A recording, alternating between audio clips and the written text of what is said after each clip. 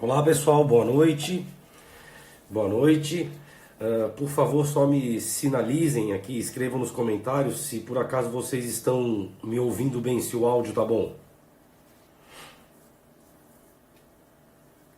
O áudio tá bom? Vocês estão me ouvindo?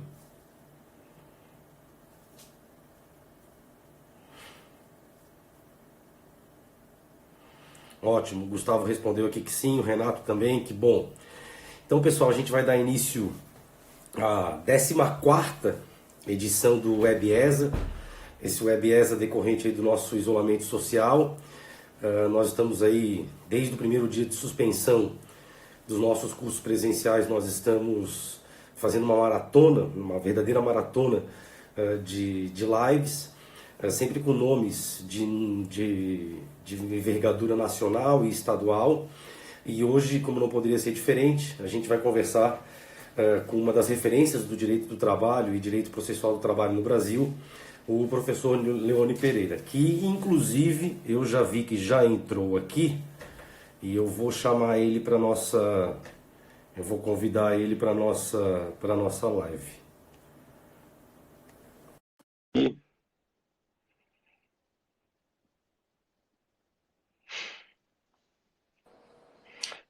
Professor Leone.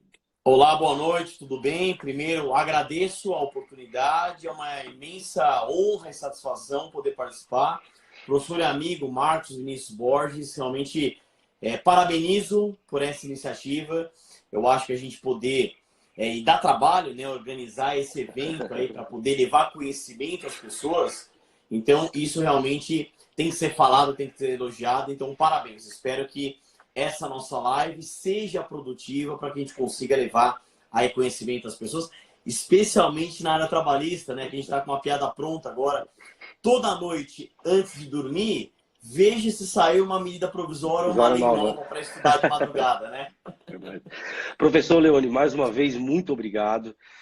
Eu vou aqui rapidamente explicar a sistemática para quem está nos acompanhando e fazer a apresentação e passar a palavra para o senhor, que é aquilo que importa.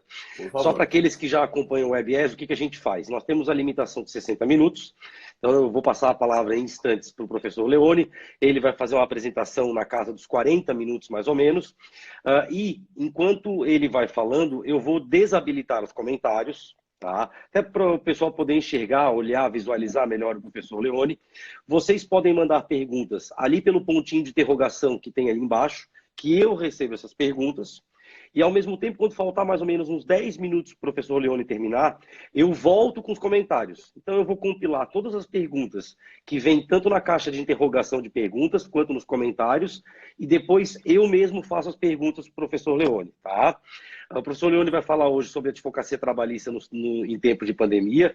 Ele dispensa apresentações, mas com um currículo desse eu sou obrigado a apresentar o professor Leone. O professor Leone é advogado em São Paulo, é pós-doutor pela Universidade de Coimbra, em Portugal, também pós-doutor pela Universidade de Santiago de Compostela, na Espanha, doutor e mestre pela PUC de São Paulo, especialista pela Universidade Cândido Mendes, do Rio de Janeiro, professor de Direito do Trabalho e de Direito Processual do Trabalho e de Prática Trabalhista. O professor Leone, como todo mundo sabe, é autor de várias obras e artigos jurídicos. Também é coordenador da área trabalhista e professor do Damásio Educacional, da onde eu tenho a honra de ser colega na pós-graduação. É titular da cadeira número 19 da Academia Brasileira de Direito da Seguridade Social e professor de Direitos Fundamentais em módulos internacionais de pós-graduação, como Portugal e Espanha, e também professor do mestrado da Universidade Portucalense em Porto, Portugal. Professor Leone, uma honra estar aqui com o senhor. Eu sei que, inclusive, o senhor tem uma live às 20 horas. Vou lhe passar a palavra. Muito obrigado. Em nome da OAB de Santa Catarina e da ESA de Santa Catarina, muito obrigado pela disponibilidade. A palavra está com o senhor.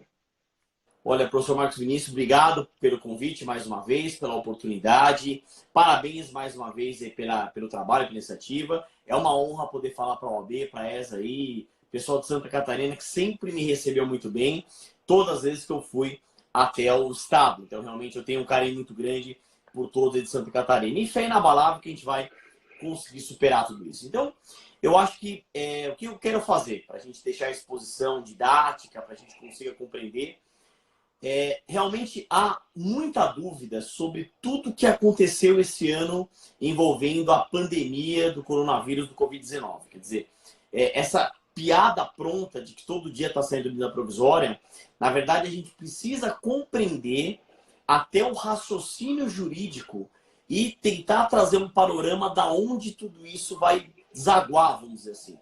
Porque realmente acredito eu que aí em Santa Catarina, e aqui em São Paulo nem se fala, porque a gente é um dos focos, infelizmente, da pandemia, a gente tem já números alarmantes, né? E o próprio governador Dória também acabou estendendo a questão da quarentena, então a gente está vivenciando tudo isso muito de perto. E veja, eu queria abrir essa live deixando claro o seguinte. Primeiro, o que é o mais importante? O mais importante, lógico, que é a vida e a saúde das pessoas. Isso é inquestionável, isso é insofismável. Só que, ao mesmo tempo, e a gente não pode negar, e não vou entrar em questões políticas, é só para a gente compreender juridicamente, nós temos preocupações econômicas, preocupações financeiras. Não adianta falar que não. Então, entre aspas, é fácil falar, todo mundo fica em casa, vamos parar tudo. É lógico, tem que salvar a vida das pessoas naturalmente. Só que assim, professor Martins, aqui em São Paulo, a preocupação é desesperadora em relação às empresas, aos empresários, às firmas, ao comércio. E não, lógico, o Brasil inteiro é vivo, mas você imagina a cidade de São Paulo, como a gente está sofrendo com tudo isso. Eu advogo tanto para reclamante quanto para reclamada. E assim, é desesperador, já cliente ligando que não vai pagar honorários, que não tem condições. Então é óbvio. Vamos tentar apresentar o cenário jurídico e a gente é um momento agora de união, de fraternidade, solidariedade, para que a gente juntos consiga superar tudo isso. Então, vamos lá.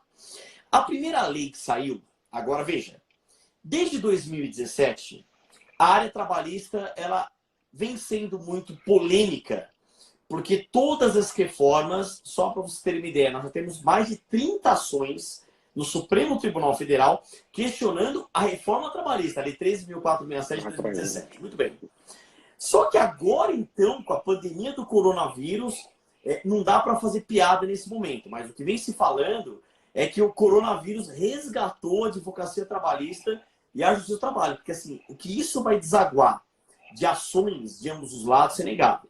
Então, a primeira lei que saiu, agora focando mais na questão da pandemia, foi a Lei 13.979, agora de fevereiro de 2020, tá? Então, essa lei, ela trouxe uma regrinha falando o seguinte, que as faltas justificadas em relação à pandemia, em outras palavras, se o empregado ele faltar ao serviço por motivos relacionados à pandemia, que essas faltas sejam consideradas justificadas, o que acaba consubstanciando o que a gente chama de interrupção do contrato individual de trabalho. Então, nesse cenário, nós temos quais as 6 características quando o contrato está interrompido. Nós temos a manutenção do vínculo empregatício, o empregado não presta serviços, paga salário, computa o período, deposita o fundo de garantia e o próprio senhor Maurício Godinho Delgado diz que seria uma sustação restrita e unilateral dos efeitos principais do contrato. Ou seja, basicamente, tudo se mantém para o empregado, só que sem a prestação do serviço dele, e tudo se mantém para a empresa, só que sem o empregado estar trabalhando. Então, faltas justificadas. Isso trouxe, entre aspas, um desespero do lado patronal, porque imagina, a empresa iria assumir tudo que envolve questões de pandemia, do coronavírus e tudo mais.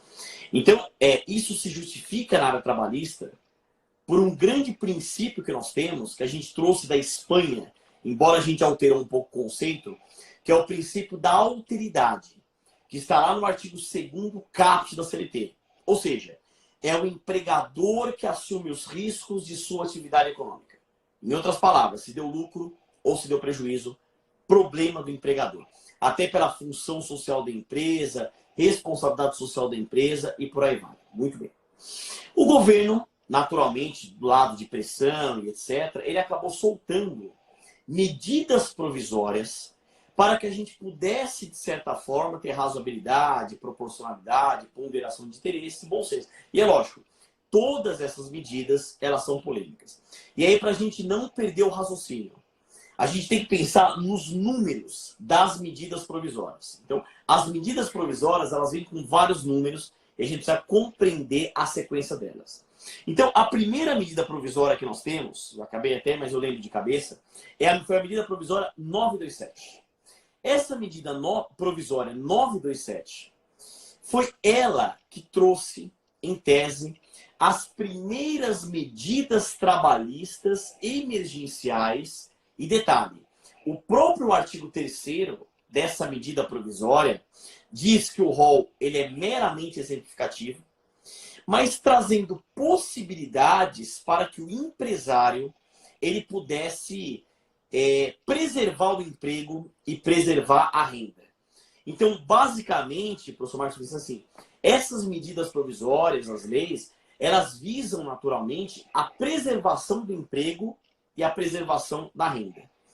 Só que ela, logo no começo, antes do artigo 3º, lá no artigo 2º, ela disse, isso vai gerar muito polêmica, que os acordos individuais escritos prevalecerão sobre o acordo coletivo, a convenção coletiva, regulamentos, devendo ser respeitadas apenas as regras constitucionais. Isso já foi extremamente polêmico. Porque a reforma trabalhista, ela tinha trazido o princípio da prevalência do negociado sobre o legislado, os artigos 611-A e 611-B da CLT. Mas agora está trazendo o princípio da prevalência do acordo individual sobre o acordo coletivo, convenção coletiva, regulamentos, ou seja, naturalmente essa questão ela vai ser judicializada. Mas o artigo 3º, pelo menos, ele trouxe algumas ferramentas interessantes em que o empresário poderia utilizar nesse momento de crise. Então, por exemplo, a questão do teletrabalho, agora vale a pena ressaltar, eu falo com todo respeito à mídia. A mídia acabou divulgando, acredito eu que no Brasil inteiro, inclusive em Santa Catarina, mas aqui em São Paulo muito, que a medida provisória 927 foi ela que regulamentou o teletrabalho. Não é verdade.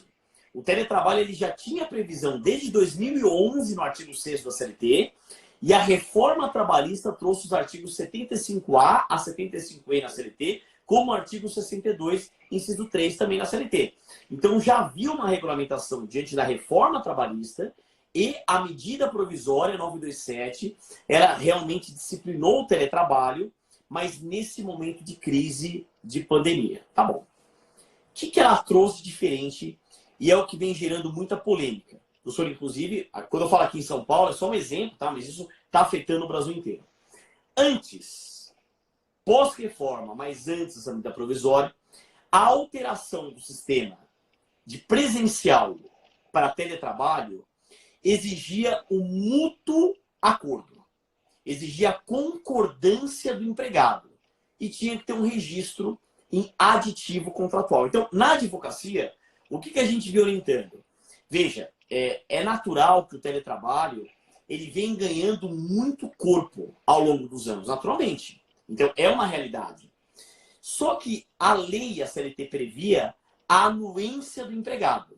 O empregado tendo que concordar e registro em aditivo contratual, mas a lei não falando que registro é esse.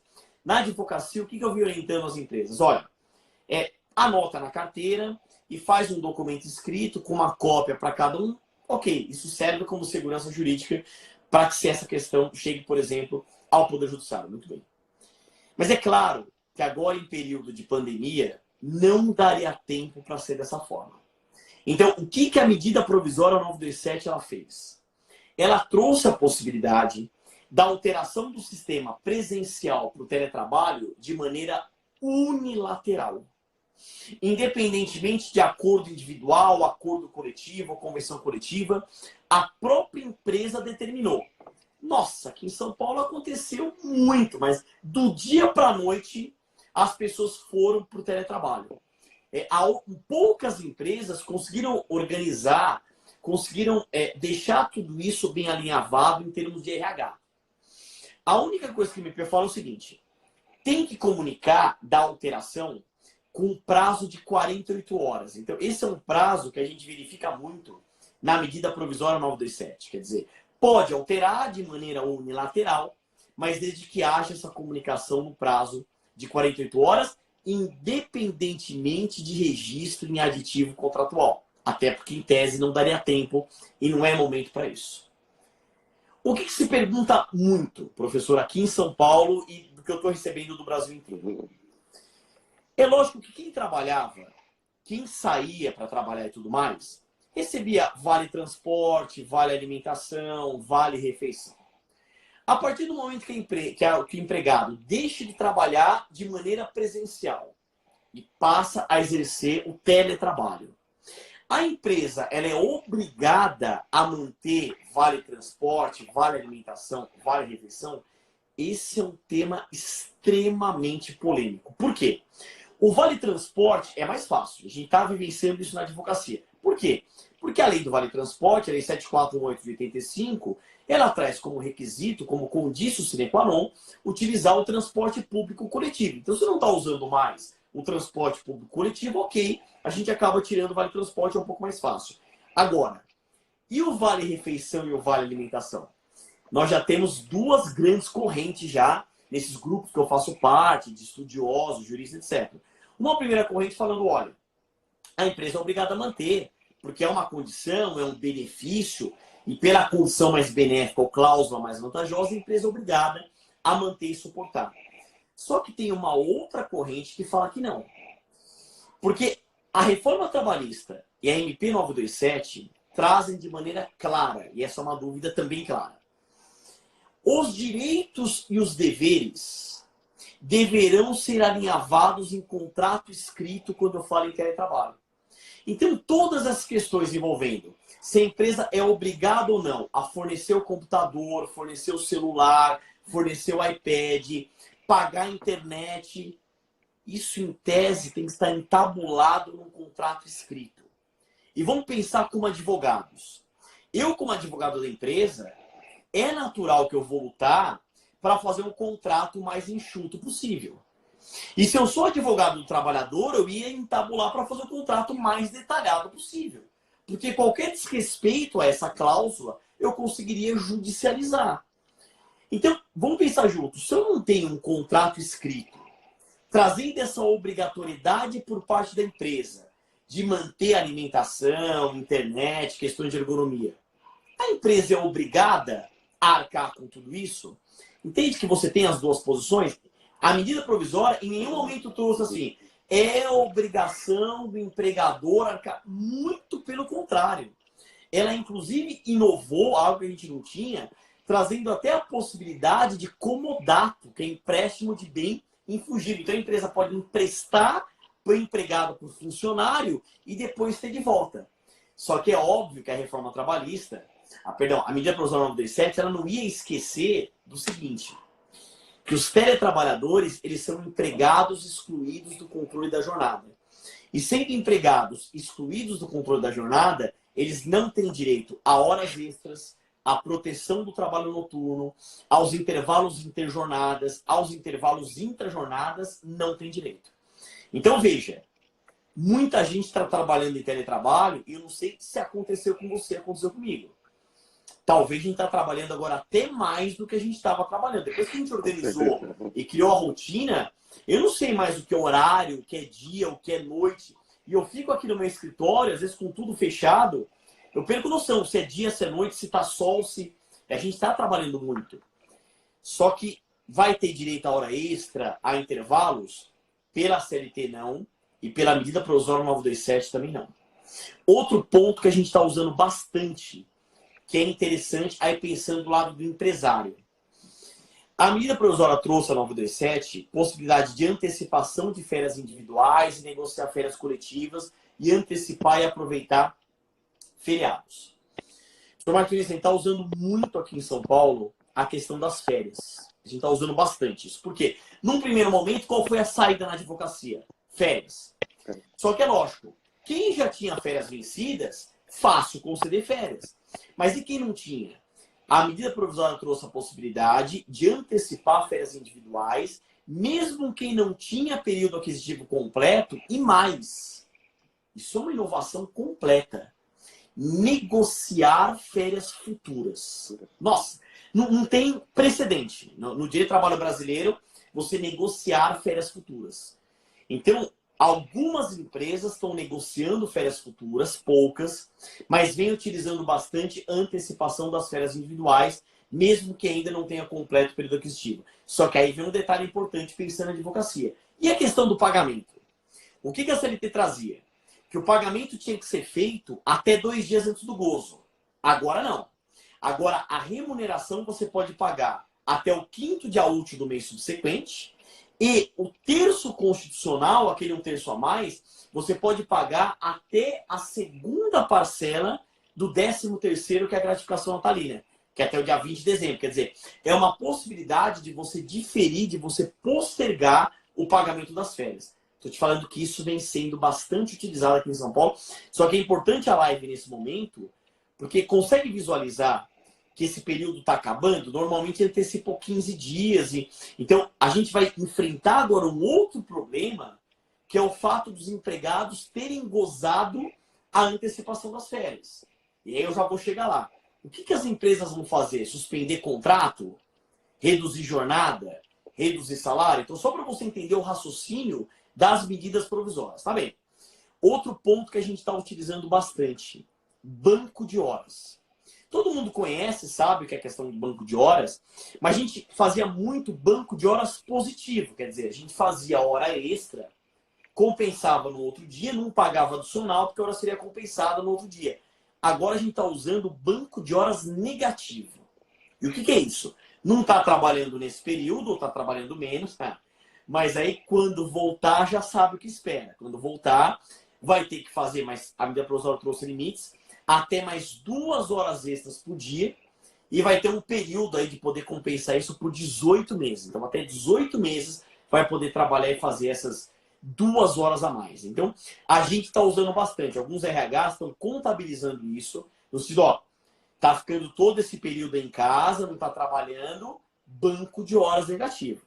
Quando voltar, vai fazer mais 2 horas por um período de tanto tempo, uma questão de matemática. Havia mais aceitação, vamos dizer assim, banco de horas positivo e não banco de horas negativo. Outro ponto que as empresas vêm utilizando bastante aqui em São Paulo, a questão do diferimento do fundo de garantia. Quer dizer, pelo menos por 3 competências, 3 meses, pode pagar para frente, podendo pagar em até 6 parcelas mensais. Então, só recapitulando, ferramentas que poderão ser utilizadas pela MP 927. Teletrabalho, antecipação de férias individuais, concessão de férias coletivas, antecipação e aproveitamento de feriados, banco de horas negativo, diferimento de pagamento do recolhimento do fundo de garantia. Só que a MP 927 trouxe algo que foi revogado pela MP 928. Não sei se você lembra, saiu na mesma semana. A MP 927 e a MP 928.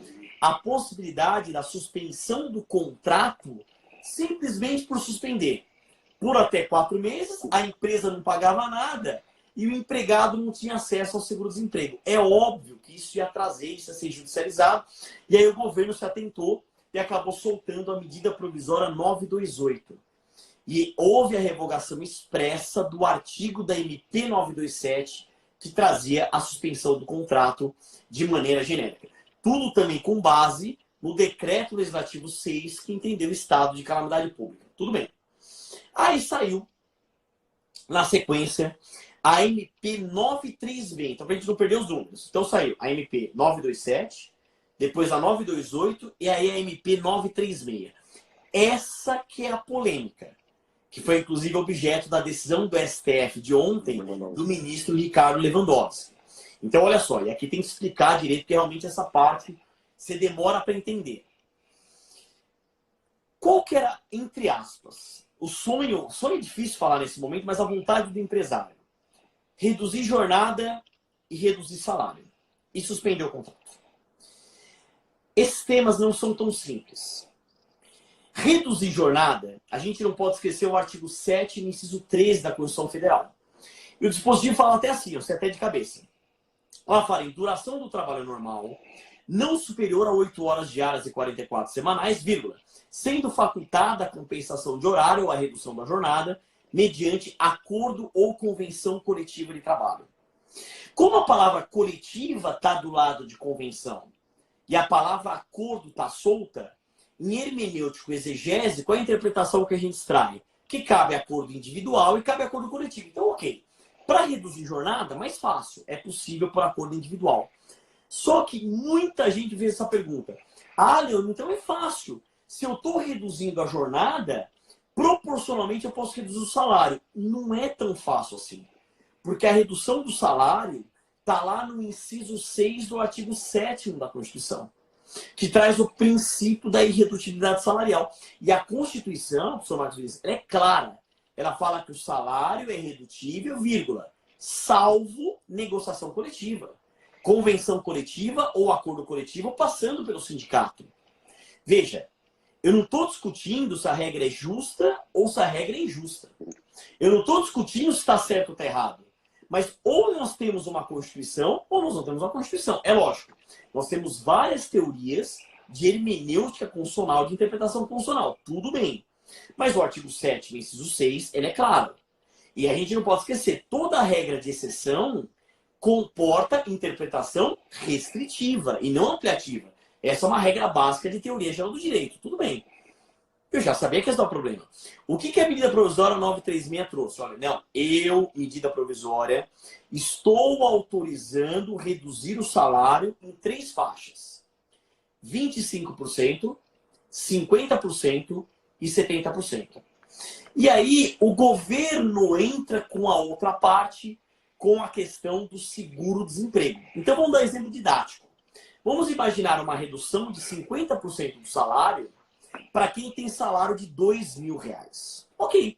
Então, o que vai acontecer? A pessoa vai receber R$1.000, e é essa cota que a empresa arca. E, como houve redução de 50%, então eu vou ter uma incidência de 50% sobre a base de cálculo do seguro-desemprego. E o seguro-desemprego vai de R$1.045, que é o valor do salário mínimo, até R$1.800 e pouco. E aí você tem também uma tabela para você poder aplicar. Ou seja, o empregado, ele não vai receber exatamente a mesma coisa. Só que, pelo menos, ele não vai não receber nada. Ele vai ter a redução do salário e o governo arca com esse percentual em cima do seguro-desemprego. Tudo isso é muito bonito. Só que a própria MP trouxe um outro critério. Também trouxe 3 regras de possibilidade de reduzir jornada com salário. Como? Se a pessoa ganha até 3 salários mínimos, se a pessoa ganha entre 3 salários mínimos e 2 vezes o teto previdenciário, e para quem ganha mais de 2 vezes o teto previdenciário. Então vamos lá. Para quem ganha até 3 salários mínimos, o salário mínimo é R$1.045, ou para quem ganha mais de 2 vezes o teto previdenciário, que hoje está em R$6.100 e, portanto, R$12.200, para essa primeira faixa e para a última faixa, caberia a redução da jornada do salário por acordo individual, acordo coletivo ou convenção coletiva. Agora, na faixa intermediária, só por negociação coletiva, convenção coletiva ou acordo coletivo. Vamos pensar juntos. Qual é a grande faixa salarial no país? Quem ganha até 3 salários mínimos, naturalmente. Então, a medida provisória, ela está autorizando a redução do salário por acordo individual escrito, não passando pelo sindicato. E é fácil. Lá em cima, que é o que a gente chama de trabalhador hipersuficiente, que foi uma criação da reforma trabalhista no artigo 444, parágrafo único, tudo bem. É aquele tal daquele portador de diploma de nível superior que ganha mais do que R$12.000. Isso, ok. Esse tem discernimento e ganha para poder barganhar a redução do seu salário. Mas já vamos deixar no ar. Qual é o problema? A possibilidade da redução do salário para acordo individual até essa faixa de 3 salários mínimos. Muito bem. Agora, em relação à suspensão do contrato. Olha só como é um decoreba só. Na suspensão do contrato, a gente tem a possibilidade da empresa suspender o contrato dos empregados por até 2 meses, porque a redução da jornada e do salário é por até 3 meses ou 90 dias. E aqui, nesse caso, é por até 2 meses, mas a lei trouxe a MP trouxe uma regra também. A empresa que teve, no exercício 2019, um faturamento bruto, uma renda de até R$4.800.000, pode suspender o contrato de todos os empregados sem pagar nada por isso. O empregado vai ter acesso ao seguro-desemprego de maneira integral. Agora, a empresa que teve um faturamento superior a isso, então o divisor de águas, exercício 2019, 4.800.000, vai poder suspender o contrato por até 60 dias. Só que arcando com 30% do salário dos empregados. Então, percebe que comunicação com o advogado tem que tomar cuidado e estudar como é que foi o exercício 2019 para poder orientar o seu cliente, tendo como divisor de águas R$ 4.800. E a suspensão do contrato podendo ser também por acordo individual escrito. Eu vou deixar um pouco de lado a questão da linha de crédito e já vou voltar, que foi MP 944, mais. Aí, professor Marcos Vinícius, assim, vamos pensar juntos. É óbvio, que se no período de reforma trabalhista nós tivemos ações diretas de inconstitucionalidade ajuizadas no STF em controle concentrado reservado, você acha que nesse momento vai ser diferente? Toda medida provisória que sair, pelo menos uma ação direta a gente vai ter. Isso é clássico, até por envolver questões políticas. E o ministro Marco Aurélio tinha dado uma decisão, uma outra ação direta, favorável à medida provisória, no sentido de manter as medidas provisórias, até porque representar uma situação emergencial. Ontem, a decisão de ontem, do ministro Ricardo Lewandowski, assim, essa noite eu vou ser bem honesto, mal consegui dormir.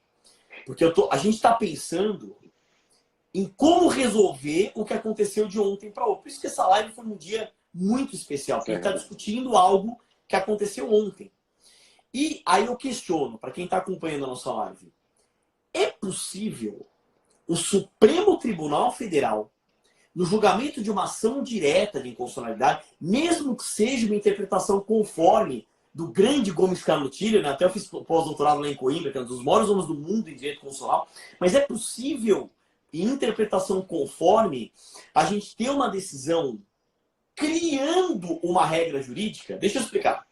O que ele fez? Ele entendeu que é inconstitucional toda essa parte da MP 936 que fala em acordo individual. Só que a decisão criou uma regra. Qual regra? Que se houve acordo individual, a decisão fala, os empregadores deverão, não é que poderão, deverão comunicar ao sindicato. E o sindicato tem dois caminhos. E essa comunicação tem que ser, envolve prazo de 10 dias. Ou o sindicato instaura, suscita ou promove uma negociação coletiva, ou ele fica silente. E o silêncio, a inércia do sindicato, significa corroborar o acordo individual feito anteriormente. Pergunto para quem acompanha a nossa live. Qual é o comportamento das empresas diante disso? Porque, veja, e não estamos generalizando, é indispensável a existência dos sindicatos. Isso não se questiona. Só que, sem citar nomes, a gente está enfrentando um problema sério na advocacia, porque a gente já teve denúncia, inclusive meu sogro passou por isso, de sindicato meio que chantagear, agora estão precisando da gente. Eu não estou generalizando, pelo amor de Deus, estou tomando muito cuidado para falar. Mas, sabe, e eles estão fragilizados com o fim da obrigatoriedade da contribuição sindical. Então, é um momento agora em que, primeiro, depende de um bom relacionamento do sindicato com os empregadores. Mas qual é uma saída, infelizmente, que vem sendo adotada aqui em São Paulo, em algumas empresas? Como o relacionamento não está bom, ou diante da chantagem, isso está gerando uma quantidade enorme de despedidas sem justa causa. O empresário não quer saber. Ele fala, quer saber? Porque, vamos pensar juntos. A ideia era deixar mesmo essa aproximação empregado-empregador. Tudo bem, o empregado é a parte mais fraca, ele não tem poder de barganha nesse momento, mas o que o empresário não queria é ter essa intermediação do sindicato. Isso realmente não era desejado pelos empresários. Eu estou falando especialmente aqui em São Paulo. Tá? Então, veja, em algo de tentar contornar a Constituição pela proibição por interpretação do acordo individual para reduzir salário e reduzir jornada, eu tenho esse embate prático que a advocacia está sofrendo no sentido como que a gente vai obter E qual que vai ser a reação do sindicato diante desse comportamento? E hoje, o ministro Gilmar Mendes soltou, todo mundo acompanhou, que toda atitude do governo que o Supremo entender contrária à Constituição, o Supremo vai derrubar. Então, te pergunto, advogado militante, como orientar os nossos clientes nesse momento? Sendo que vem uma decisão do STF, é uma crítica construtiva, que não só suspende eficácia, mas cria uma regra. A MP não estava prevendo isso de comunicar. Então, o ministro, ele criou uma regra, o ministro Lewandowski criou uma regra de dever comunicar ao sindicato para que no prazo de 10 dias, aonde que está? O Poder Judiciário, pensando em tripartição de funções, checks and balances, feios em contrapesos, será que o Supremo não está exorbitando, ultrapassando a sua missão, inclusive constitucional? Foi o debate de ontem à noite, dessa madrugada, de hoje, mas de ontem para hoje. Hoje eu fiz já 2 reuniões de pessoas que foram dispensadas após essa decisão. Então eu já atendi 2 clientes agora, caso que entraram no escritório, justamente nesse sentido. E para finalizar, para a gente fazer aqui, eu estou até cronometrando aqui, poxa, tá muito bom, a gente está conseguindo falar, tá rendendo bem a live, a gente vai continuar. Eu quero dar mais 2 destaques, e aí fico à disposição também para perguntas. Saiu a medida provisória 944. Essa medida provisória, ela trouxe linhas de crédito para os empresários. Então, o empresário, empregador, que teve no exercício 2019 uma renda bruta de 360 mil a 10 milhões, 360 mil a 10 milhões, vai poder ter acesso a essa linha de crédito para que possa ter um fôlego financeiro da folha de pagamento. E isso pode abarcar todos os empregados, mas limitado a 2 salários mínimos por empregado. Veja, não é com todo o respeito que a mídia divulgou, só abrange empregados que ganham até 2 salários mínimos. Não. A linha de crédito que vai abranger por empregado até 2 salários mínimos. E isso pode abarcar toda a folha de pagamento da empresa. Pelo menos, veja, a empresa tem um fôlego financeiro momentâneo. Mas eu pergunto a todos que acompanham a live. Se o empresário está sofrendo, vamos pensar na microempresa, empresa de pequeno porte, quem tem esse faturamento. A gente não está pensando em multinacional, em grande empresa.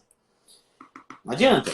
Os contratos não estão sendo honrados. Não tem cliente, está tudo parando. Da onde que a empresa depois vai tirar dinheiro para pagar tudo isso? O que fala a linha de crédito? Não, mas vai ter um período para pagar com juros de 3,75% ao ano. Quer dizer, qual é a crítica que vem sendo falada aqui em São Paulo e nesses grupos que eu participo com gente do Brasil inteiro?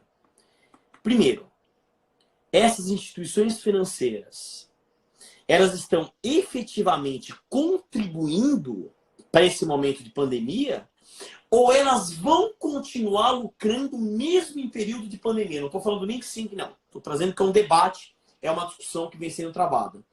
E outro ponto que vem sendo debatido. Será que o governo, em sentido amplo, ele não deveria ter um empenho maior com as questões previdenciárias e tributárias da empresa? Porque eu te falo, assim, eu acompanho de perto aqui. É o tripé que aflige a empresa. A parte trabalhista, a parte previdenciária, a parte tributária.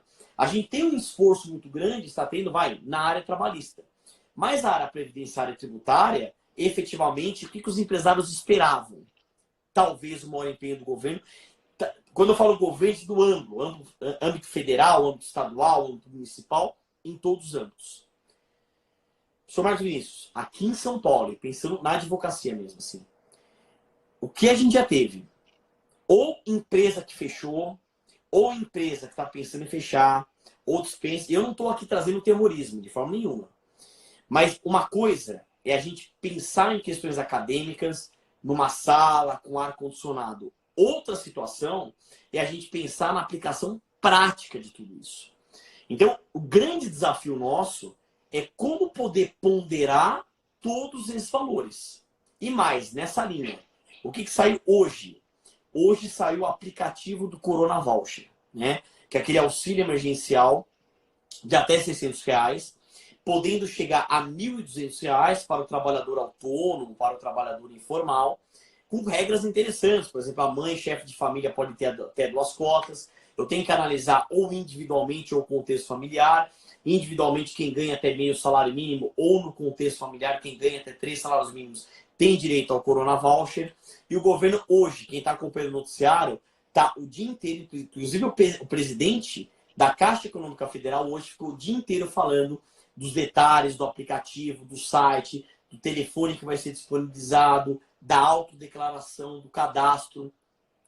E um último ponto que eu lembrei, gente, algo que, olha, eu já estou na área há mais de 20 anos. Eu nunca tinha visto sair uma medida provisória no sábado à noite. E nesse sábado à noite, saiu a medida provisória 945, direcionada ao trabalho portuário. O que o governo já anunciou? Que paulatinamente outras medidas provisórias sairão no sentido de, vamos dizer assim, atender categorias, profissões ou funções específicas. Então, isso vai acontecer. Então, já adianto. Essa live, em breve, vai estar desatualizada. A gente vai ter que atualizar a live pelas novas medidas provisórias e mais as decisões, especialmente do Supremo Tribunal Federal. Olha, eu espero que nessa primeira parte eu tenha sido, pelo menos, didático para trazer toda a evolução de fevereiro até agora e dando uma pincelada na reforma trabalhista também. Professor Leone, muito obrigado pela sua explanação. Eu que não sou da área trabalhista, aprendi bastante com relação a tudo isso que está acontecendo.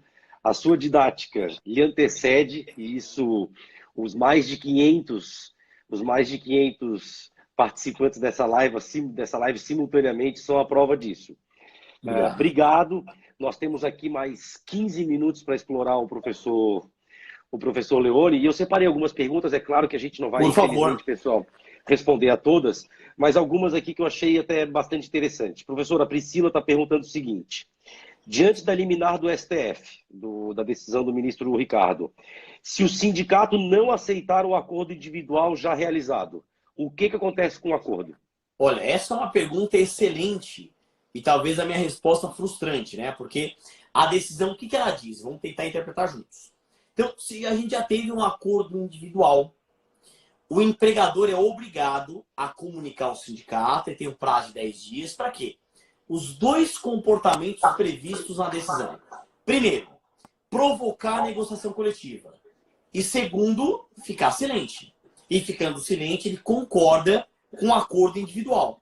Então, a partir do momento que o sindicato está negando, isso não está contemplado na decisão do ministro Ricardo Lewandowski. Essa é uma dúvida que também surgiu de muitos.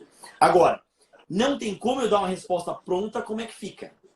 A meu ver, sindicato negando, eu enxergo 2 interpretações.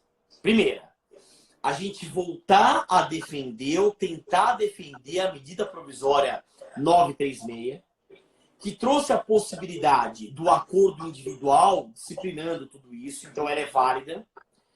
Só que eu falo agora como advogado. Eu não sei se eu tenho coragem talvez, o advogado sempre tem coragem, mas se eu tenho, como é que eu posso utilizar?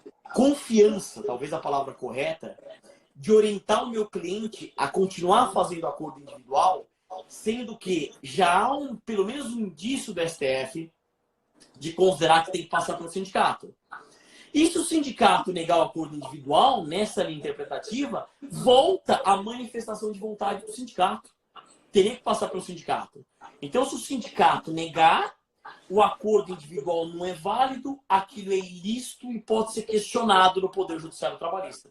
Então, percebe que é muito difícil a gente orientar os nossos clientes de maneira firme que esse entendimento vai ser mantido, especialmente após a decisão de ontem.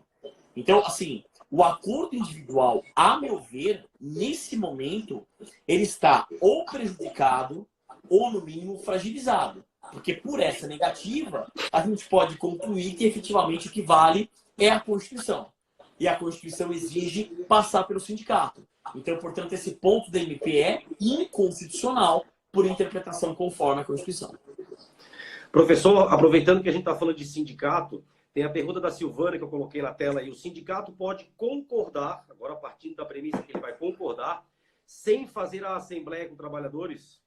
Olha, essa é uma pergunta excelente. De novo, minha resposta pode ser frustrante, porque, mais uma vez, você entende que assim, e essa foi a crítica construtiva, tá? Eu acho que o momento agora é a gente tentar construir juntos. A decisão do ministro Ricardo Lewandowski, ela foi muito...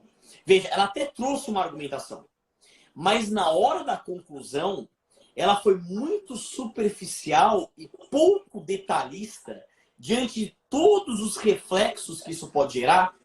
Então, se a gente interpretar a Constituição, especialmente o ordenamento justo trabalhista vigente infraconstitucional, o que nós temos? A necessidade de passar pela Assembleia. Até porque o artigo 8º, inciso 3 da Constituição, é claro que a missão do sindicato é defender os interesses coletivos e individuais da categoria, inclusive em questões judiciais ou administrativas. Então, nesse cenário, o que a gente tem? A gente tem que, como o sindicato representa a categoria, o sindicato ele não pode agir de plano. Ele só estaria autorizado pela categoria através da Assembleia.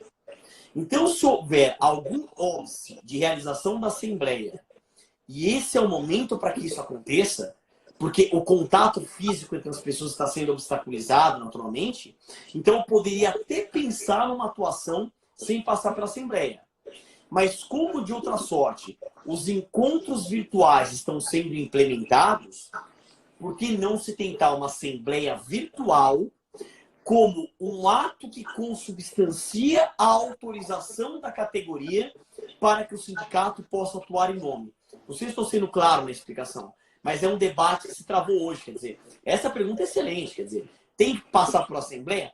Num primeiro momento, tem que passar por Assembleia. Só que em outra visão, nós temos a impossibilidade do contato entre as pessoas. Só que numa outra visão também, hoje é possível a gente fazer reuniões. Hoje, por exemplo, eu fiz uma reunião, até pelo Damásio e tudo mais, participando todos os franqueados, nós estávamos em mais de 200. Então, simultaneamente contemplados, né? E entenda que é possível. Então, esse é um problema que vai ser judicializado. Mas, num primeiro momento, teria que passar pela Assembleia. Quer dizer, qualquer situação excepcional, a meu ver, eu posso até entender por uma interpretação. Mas, sem a previsão legal, fica difícil depois sustentar no âmbito judicial. Perfeito, professor. Tem mais uma pergunta interessante aqui com relação àquele banco de horas negativo. Perfeito. A Caroline, como ficaria a rescisão contratual no banco de horas negativos e nas férias antecipadas? Perfeito. Esse é um problemaço que vai dar. Isso vai dar muito problema. Essa também é uma pergunta excelente e a resposta é frustrante da mesma forma, porque é uma dúvida que nós temos e a medida provisória ela não passou detalhadamente por esses fatos. Disse de maneira genérica, disse a possibilidade, mas naturalmente o que está gerando orientações e recomendações nossas aqui, professor Marcos Vinícius, como advogado. A gente está chamando, junto mesmo, o trabalho da contabilidade com a gente. Tanto que a gente teve discussão esse final de semana agora, até do governador Dória, que ele acabou possibilitando e no mesmo dia suspendendo a possibilidade do trabalho em escritórios de advocacia e contabilidade. A gente está querendo voltar o quanto antes, né? Então, assim, é óbvio que está todo mundo conseguindo trabalhar em teletrabalho, mas não é a mesma produtividade, não é? Então, a gente está tendo já esse reflexo, né? Então, por que isso? Porque esse trabalho conjunto, ao meu ver, do advogado com o contador vai ser fundamental para a gente criar uma implementação prática disso. Porque, naturalmente, isso vai passar por cálculos trabalhistas, por respeito a prazos. Então, é muito forte falar que nós, enquanto advogados, nós não temos competência para isso. Não é isso que eu estou falando. Mas eu acho que é o momento de aliar conhecimentos e aliar especialidades. E nada melhor nesse momento de um contador trabalhando lado a lado junto com o advogado trabalhista para a gente implementar. Porque realmente uma única resposta disso, mas naturalmente vai passar por cálculos trabalhistas. E ninguém melhor do que um contador até por um viés prático para trazer uma assessoria nesse sentido. Lá no escritório, por exemplo, a gente trabalha, até uma amiga minha que montou uma empresa só de cálculos trabalhistas, e assim, qualquer questão um pouco mais complexa, a gente não hesita em consultar um contador, um especialista, um calculista, para que a gente possa ter acesso às informações. Porque do nosso conhecimento jurídico apenas, eu entendo que a gente depende dessa outra parte também. Ótimo, professor. Tem mais uma pergunta aqui. E o empregado doméstico que não tem sindicato? É um problemaço. Pode fazer a suspensão? Quem é que vai analisar, concordar ou discordar, né? Só perguntas excelentes e as minhas respostas frustrantes, né? Mas vamos ver o que a gente consegue já responder. Se nós fizermos em hermenêutica, exegese, uma interpretação gramatical, literal, sistemática, teleológica, o que vem prevalecendo é a aplicabilidade das regras também aos empregados domésticos. Porque, mais de uma vez, as medidas provisórias mencionam a Lei Complementar 150/2015, que é intitulada Nova Lei dos Empregados Domésticos. Hoje, os empregados domésticos estão disciplinados no parágrafo único do artigo 7º da Constituição, fruto da Emenda Constitucional 72/2013, e a Lei Complementar 150, que tem 47 artigos. Muito bem.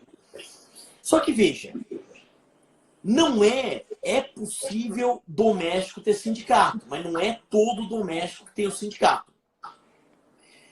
Se a gente trouxer aquela interpretação que é possível a suspensão do contrato por acordo individual, passar pelo sindicato é relevante.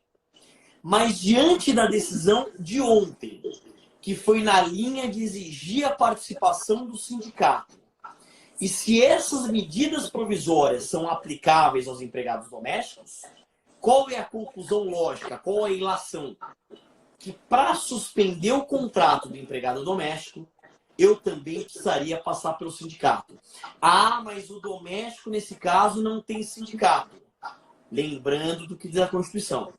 Qual é a única exceção que o artigo 7º, inciso 6, traz para a redução do salário? Mediante negociação coletiva. E toda regra de exceção merece interpretação restritiva. Olha, o que eu acho, professor Marcos Vinícius, é o seguinte: eu vou dar o meu ponto de vista, não sei que eu posso ser atacado por causa disso, mas talvez seria o momento, e aí eu queria ouvir a sua opinião também, de criarmos uma hermenêutica de exceção, entende? Uma interpretação do direito até mundial de excepcionalidade. Talvez nunca a gente tenha feito isso dessa forma em toda a história do direito. Mas é uma situação sem precedentes. É uma situação que talvez a gente teria... Eu vou tomar muito cuidado para falar. A gente teria, e eu sou um grande defensor de teoria geral do direito, tá? Mas a gente teria que flexibilizar vigas mestras do ordenamento jurídico vigente. Não sei se você concorda com isso ou não. Sabe, é um momento, talvez, de uma interpretação do direito excepcional. Mal comparando, é mais ou menos a ideia da teoria da imprevisão, cláusula rebus sic stantibus. Quer dizer, eu tenho uma alteração excepcional que desaguaria numa hermenêutica excepcional. Não sei qual a sua opinião. Professor, eu concordo e acho que determinadas áreas do direito, e o direito trabalhista certamente é uma delas, elas estão calcadas em pilares que foram edificados sem a previsão de situações dessa natureza. Perfeito. Né? Então, acho que nós temos sim que revisitar algumas normas matrizes de determinadas áreas do direito, e tudo vai desembocar na Constituição Federal, porque determinadas áreas vão ficar mais desamparadas, porque muito arregadas a situações pré-existentes e que não previram um problema dessa natureza. Professor Leone, nós temos aqui mais 1 minuto. Muito obrigado. Quase 500 pessoas, mais de 500 pessoas simultaneamente. Mais uma vez eu lhe agradeço. A ESA de Santa Catarina lhe agradece, a OAB de Santa Catarina lhe agradece. E antes de passar a palavra, eu vou fazer uma divulgação. Acredito que nessa sexta-feira a gente vai continuar tendo live ao vivo da sua casa com mixagem. Estou certo ou estou errado? Está certíssimo. Vou fazer agora. eu vou conseguir colocar o celular deitado, vou montar aqui a controladora. Olha, eu falo de coração, tá? Assim, eu fiquei muito feliz, emocionado, assim. Quanta gente mandou mensagem para mim, que ligou na televisão. Hoje eu atendi uma cliente que chegou a se arrumar. Olha só, ela fez maquiagem, se arrumou, dançou dentro da sala e falou que todo mundo está passando por um momento muito difícil, né? Realmente, a música, ela tem esse poder de transmitir alegria, felicidade, um pouco de conforto às pessoas. Então, se isso está ao meu alcance, eu quero fazer isso, eu faço de coração, que é algo que eu amo fazer, e eu fico feliz que todos estão acompanhando. Obrigado, professor. Muito obrigado. Um abraço, a gente está sempre à disposição. Eu que agradeço, tá, professor Marcos? Agradeço a oportunidade, agradeço a ESA, a OAB de Santa Catarina, a todos os advogados, advogadas, colegas, amigos, amigas que participaram. E parabéns por essa iniciativa, parabéns pelo trabalho e que a gente consiga, de certa forma, aproveitar esse momento para angariar todo esse conhecimento de todas as áreas e que a gente saia, inclusive, mais preparados, mais fortalecidos para enfrentar tudo isso e fé inabalável que tudo isso vai passar. Como eu sempre termino, aquele pensamento positivo, ânimo firme e fico à disposição. Um forte abraço. Obrigado, professor. Sexta-feira estou lá na sua live. Obrigado. Estaremos lá. Tchau, pessoal. Confiram o WebESA de amanhã, Direito Ambiental em Tempos de Pandemia, como a gente sai dessa crise, com o professor Marcos Sais. Obrigado, um abraço para todo mundo. Mais uma vez, obrigado, Leone. Tchau. Tchau, tchau. Forte abraço. Um abraço a todos. Boa noite.